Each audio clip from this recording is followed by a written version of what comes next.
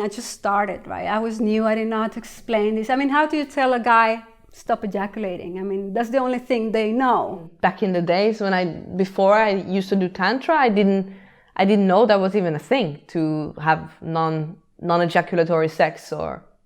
So I would always, wanted to please my partner, and I thought that was the way. So I used to think, you make them come, it's a good thing.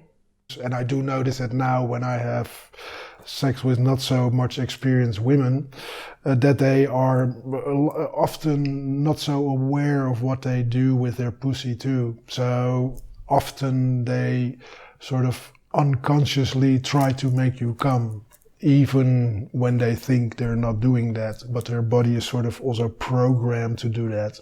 So that's also something that I really had to work on, to be able to say that to the woman. So I had a little bit of issues with us at the start, with the guys still coming.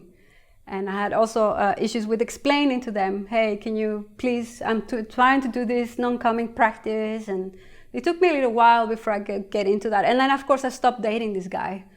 And I started dating people that were doing the same as me. They wanted to try something different. They wanted to do something else.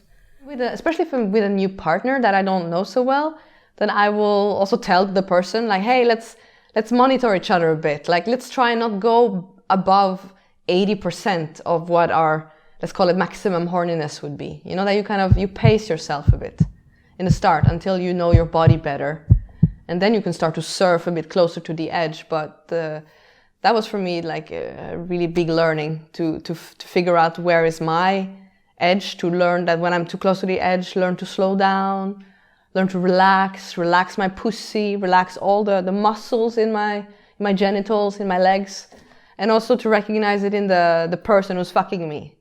Because sometimes they will go into the rabbit fucking or jackhammer mode. Then you can also, then I will also get more aware of telling them to slow down. Or what also really helped me is to really communicate with my partner about the troubles I had. Like, oh, I feel that I'm way too horny and I really feel like I want to have sex with you, but if I do it, I'm quite sure I'm going to have a miss.